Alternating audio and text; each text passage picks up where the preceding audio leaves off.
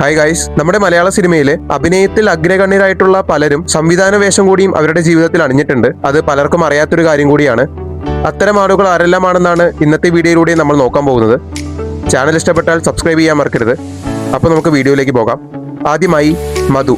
മലയാളികളുടെ പ്രിയപ്പെട്ട നടൻ മധു സാറ് 10-ലധികം സിനിമകൾ സംവിധാനം ചെയ്തിട്ടുള്ള ഒരു സംവിധായകൻ കൂടിയാണെന്ന് പറഞ്ഞാൽ നിങ്ങൾ വിശ്വസിക്കുമോ? എന്നാൽ അത് വിശ്വസിക്കേണ്ട കാര്യം തന്നെയാണ്. വെറുതെ സംവിധാനം ചെയ്യുക മാത്രമല്ല, സംവിധാനം ചെയ്ത സിനിമകൾക്ക് ധാരാളം അവാർഡുകൾ കൂടി വാരിക്കൂട്ടിയ സംവിധായകൻ കൂടിയാണ് മധു എന്ന് പറയുന്നത്. 1963 നിലമണിഞ്ഞ കാൽപ്പാടുകൾ എന്ന സിനിമയിലൂടെയാണ് മധു സാർ അഭിനയ രംഗത്തേക്ക് കടന്നു വരുന്നത്. അതൊക്കെ കഴിഞ്ഞ് ഒരു 7 വർഷങ്ങൾക്ക് ശേഷം, അതായത് കൃത്യമായി പറഞ്ഞാൽ 1970 മധു സാർ ആദ്യമായി സംവിധാനം ചെയ്യുന്നത്. സി രാധാകൃഷ്ണന്റെ തേവിടിച്ചി എന്ന നോവലിനെ ആസ്പദമാക്കി പ്രിയ എന്ന ചിത്രമാണ് മധു സാർ 1970 ആദ്യമായി സംവിധാനം ചെയ്യുന്നത്. ആ സിനിമയിൽ മധു, അടൂർ ബാസി, ജയഭാരതി, സുകുമാരി എന്നിങ്ങനെ അന്നത്തെ പ്രധാന ആൾക്കാരൊക്കെ കഥാപാത്രങ്ങളായിട്ട് വന്നിരുന്നു. ഈ സിനിമയ്ക്ക് മികച്ച രണ്ടാമത്തെ ചിത്രത്തിനുള്ള കേരള സംസ്ഥാന അവാർഡും അന്നത്തെ വർഷം നേടുകയുണ്ടായി. അടുത്തതായി 1971 സിന്ദൂര ചെപ്പ് എന്ന മൂവി സംവിധാനം ചെയ്യുകയുണ്ടായി. ഈ സിനിമയ്ക്കും മികച്ച രണ്ടാമത്തെ സിനിമയ്ക്കുള്ള സംസ്ഥാന അവാർഡ് ആ വർഷം നേടുകയുണ്ടായി.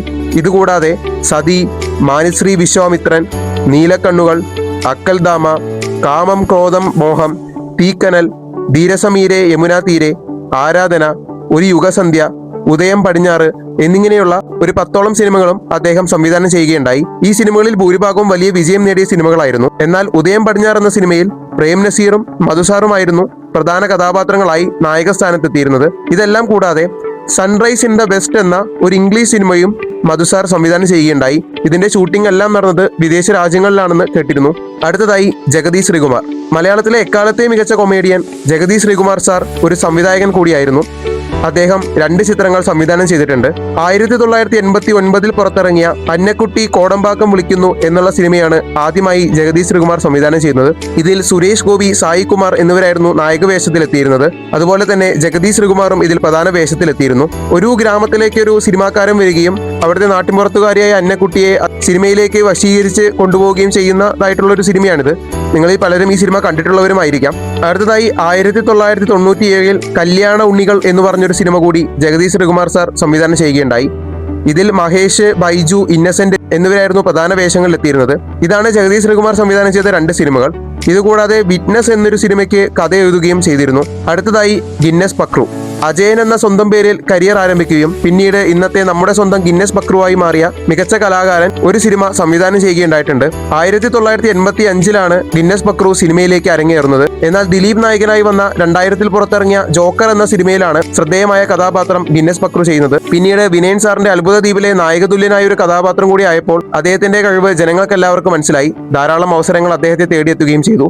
2013 പുറത്തിറങ്ങിയ കുട്ടിയും കോലും എന്ന ചിത്രം സംവിധാനം ചെയ്തത് ഗിന്നസ് പക്രുവാണ്. ഇതിൽ ആദിത്യ, സനുഷ, സുരാജ് എന്നിവർ പ്രധാന കഥാപാത്രമായി വന്നവരാണ്. അതുപോലെ ഗിന്നസ് പക്രുവും ഇതിൽ പ്രധാന കഥാപാത്രമായി വന്നിട്ടുണ്ട്. ഞാനിത് ആ സമയത്ത് ഏതൊരു സിനിമയ്ക്ക് ടിക്കറ്റ് കിട്ടാതെ വന്നപ്പോൾ അവിടെ കയറി കണ്ടൊരു മൂവി കൂടിയാണ് കുട്ടിയും കോലും എന്ന് പറയുന്നത്.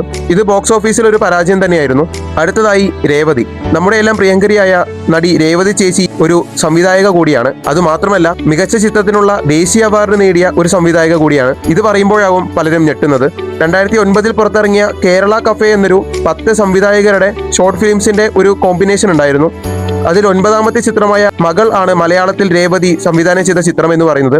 പെൺകുട്ടികളെ ദത്തെടുക്കുന്നതും അതുപോലെ അതിന്റെ പിന്നിൽ നടക്കുന്ന പെൺവാണിഭം, അത്തരം വിഷയങ്ങളെ കുറിച്ചിട്ടായിരുന്നു ആ ഷോർട്ട് ഫിലിം സംസാരിച്ചിരുന്നത്. പിന്നീട് ഫിർമിലേക്ക്, മുംബൈ കട്ടിംഗ് എന്നിങ്ങനെ ഹിന്ദിയിലും സിനിമകൾ സംവിധാനം ചെയ്യുകയുണ്ടായി. മിത്ര, മൈ ഫ്രണ്ട് എന്ന ഇംഗ്ലീഷ് മൂവിയും സംവിധാനം ചെയ്തു.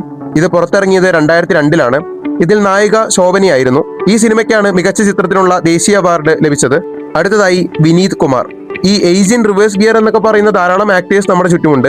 മമ്മൂക്കയൊക്കെ അതിനൊരു എക്സാമ്പിൾ ആണ്. അതുപോലെ എനിക്ക് തോന്നിയിട്ടുള്ള ഒരു ആക്ടറാണ് വിനീത് കുമാർ എന്ന് പറയുന്നത്. പുള്ളിക്കൊക്കെ നല്ല പ്രായമുണ്ട്, പക്ഷെ കണ്ടാൽ ഇപ്പോഴും വളരെയധികം ചെറുപ്പമാണ്. 1989 പുറത്തിറങ്ങിയ വടക്കൻ വീരഗാഥ എന്ന സിനിമയിൽ ബാലതാരമായിട്ടാണ് വിനീത് കുമാർ എത്തുന്നത്. പിന്നീട് ധാരാളം സിനിമകളിൽ അഭിനയിക്കുകയും ജനങ്ങളുടെ ഇഷ്ടതാരമായി മാറുകയും ചെയ്തു. ഇദ്ദേഹം ഒരു ചിത്രം സംവിധാനം ചെയ്തിട്ടുണ്ട്.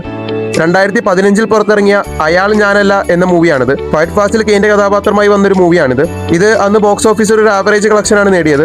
എന്നാൽ എനിക്ക് പേഴ്സണലി അത്യാവശ്യം ഇഷ്ടപ്പെട്ടൊരു മൂവി തന്നെയാണ് അയാൾ ഞാനല്ല എന്ന് പറയുന്നത്. അപ്പോൾ ഇതൊക്കെയാണ് മലയാള സിനിമയിലെ അഭിനേതാക്കളായിട്ടുള്ള എന്നാൽ ഇടയ്ക്ക് സംവിധാനം ചെയ്തിട്ടുള്ള കുറച്ചുപേർ എന്ന് പറയുന്നത്. മോഹൻലാൽ, പൃഥ്വിരാജ് തുടങ്ങിയവരെ ബോധപൂർവ്വം ലിസ്റ്റിൽ ഉൾപ്പെടുത്താത്തതാണ്. കാരണം അതെല്ലാം നമുക്ക് എല്ലാവർക്കും അറിയുന്നതാണ്. എന്നാൽ ഭൂരിഭാഗം പേർക്കും അറിയാത്ത കുറച്ച് താരങ്ങളെയാണ് ഞാനിവിടെ ലിസ്റ്റിൽ ഉൾപ്പെടുത്തിയിട്ടുള്ളത്. ഇതുപോലുള്ള താരങ്ങളെ നിങ്ങൾക്കറിയുമെങ്കിൽ കമന്റ്സുകൾ രേഖപ്പെടുത്തുക. വീഡിയോ ഇഷ്ടപ്പെട്ടിട്ടുണ്ടെങ്കിൽ സബ്സ്ക്രൈബ് ചെയ്യാൻ മറക്കരുത്. അപ്പോൾ അടുത്ത വീഡിയോ ആയിട്ട് കാണാം. Okay, by.